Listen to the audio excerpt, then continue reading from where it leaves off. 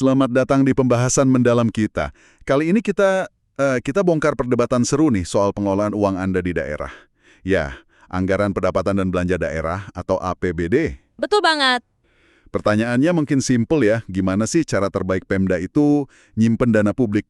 Nah, sumber kita kali ini dari tribuntimur.com, tanggal 25 Oktober 2025.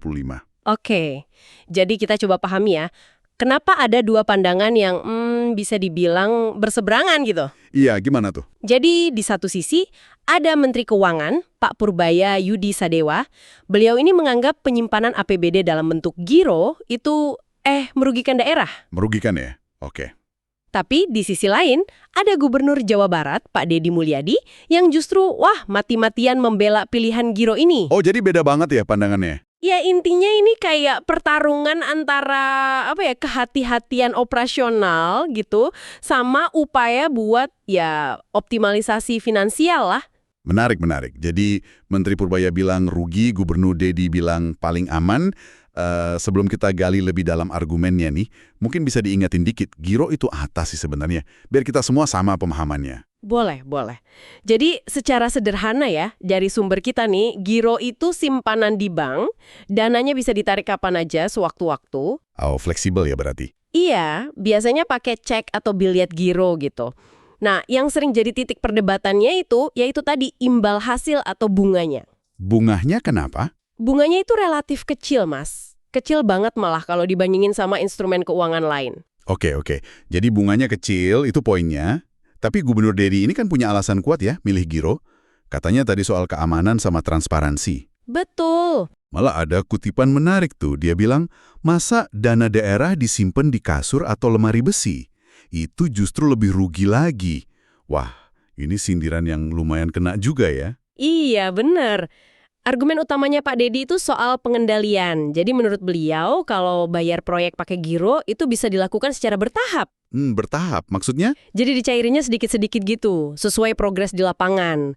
Ini penting buat mantau kemajuan fisik pekerjaannya. Oh, jadi uangnya baru cair kalau kerjaannya udah kelihatan hasilnya gitu ya? Nah, persis. Biar mencegah kejadian, uang udah habis tapi kerjaan belum beres atau mangkrak gitu. Wah, oke, paham. Kata Pak Deddy juga, ini sekaligus melindungi pejabat teknis, misalnya kepala dinas PU gitu, biar nggak kena masalah hukum nanti di kemudian hari. Kan rawan tuh.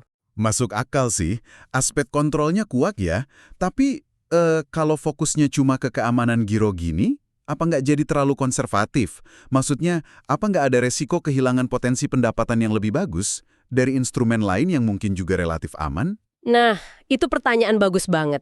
Dan kayaknya Pak Deddy Mulyadi juga sadar soal itu. Oh ya? Iya, di artikel disebut kok. Beliau mengakui ada beberapa daerah yang pakai alternatif lain, misalnya deposito on call. Deposito on call, itu apa lagi? Itu jenis deposito yang fleksibel juga. Bisa dicairkan kapan saja, mirip giro, tapi bunganya biasanya lebih tinggi. Nah, bunganya ini masuk lagi ke kas daerah. Oh, bukan ke kantong pribadi ya? Bukan dong, masuknya sebagai pendapatan lain-lain yang sah. Jadi ini nunjukin ada kesadaran juga soal potensi finansial, meskipun prioritas utamanya tetap kontrol dan keamanan tadi. Oke, jadi ada sedikit fleksibilitas juga ya, nggak kaku-kaku banget harus giro. Terus kalau di Jawa Barat sendiri gimana prakteknya? Apakah mereka pakai deposito on call itu? Nah, kalau di Jawa Barat, menurut artikel ini, semua kas Pemprov itu disimpannya di Bank Jabar Banten atau BJB, dan bentuknya giro semua. Oh, jadi mereka tetap milih giro ya? Iya, ini dianggap sebagai langkah kehati-hatian. Tujuannya biar pembayaran tagihan, pembayaran proyek itu lancar semua. Nggak ada hambatan. Oke. Mereka juga punya target saldo kas di giro ini bakal turun drastis di akhir tahun 2025. Kenapa? Karena percepatan penyerapan anggaran. Jadi uangnya dipakai cepat gitu ya? Betul, dan klaim ini katanya sejalan juga sama penilaian Kemendagri yang nyebut Jabar itu provinsi dengan serapan belanja dan pendapatan tertinggi. Jadi, dari sudut pandang Pak Deddy, giro ini justru mendukung tata kelola dan realisasi anggaran yang baik. Oke. Cukup jelas argumen dari sisi pro giro ya. Sekarang, coba kita lihat sisi satunya lagi. Tadi kan Menteri Purbaya bilang giro itu rugi.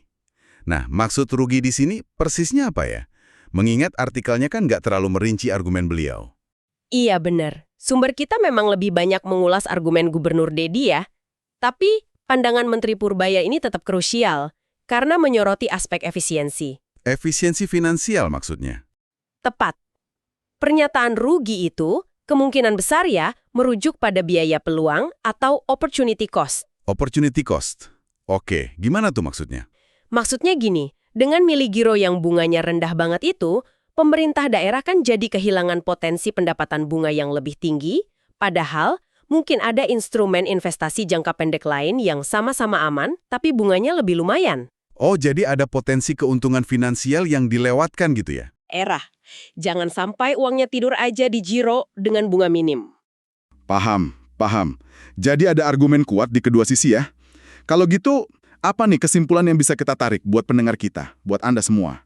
Intinya sih, Anda bisa lihat ya, ada talikan kepentingan yang sebenarnya sama-sama sah di sini.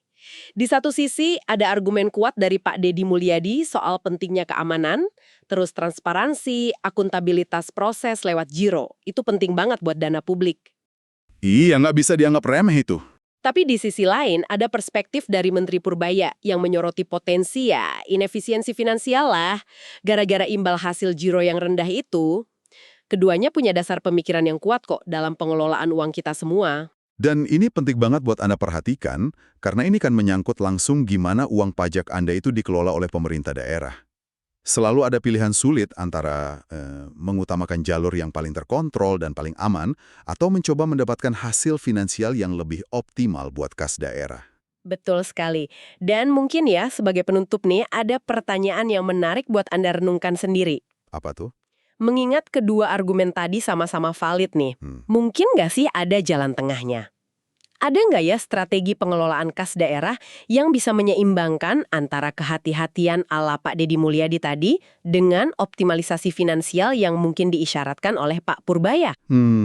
Mencari keseimbangan ya. Iya, gimana idealnya dana publik ini dikelola biar aman, transparan, akuntabel, dan juga produktif secara finansial. Nah, itu mungkin sesuatu yang bisa Anda pikirkan lebih lanjut. Download Tribun X sekarang. Menghadirkan lokal menjadi Indonesia.